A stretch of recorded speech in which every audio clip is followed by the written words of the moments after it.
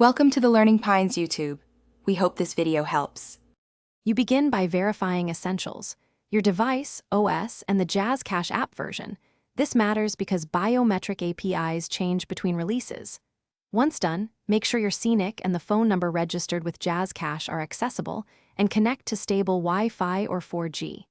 Now open Jazzcash and navigate to Profile, then Biometric Settings. Follow the on-screen prompts to re-register. This first step resets the app-to-device handshake, which often resolves mismatched templates or permission gaps without deeper intervention.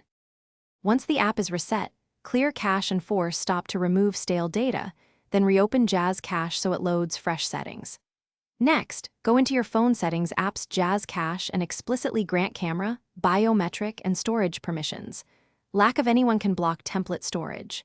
Then rescan your fingerprint or face, use good lighting and a clean sensor, and follow on-screen guidance. This ensures the app stores a valid biometric template tied to your registered number and device identity.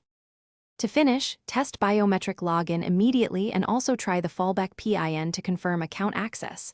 Perform a small transaction if possible, so you validate end-to-end. If biometrics still fail, remove the biometric profile from your phone settings and re-add it, then repeat the Jazzcash registration. This rebuilds the system-level template.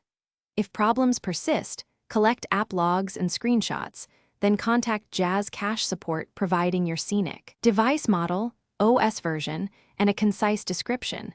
This helps them diagnose server-side linkage or account flags. Thanks for watching. Consider subscribing if we helped you.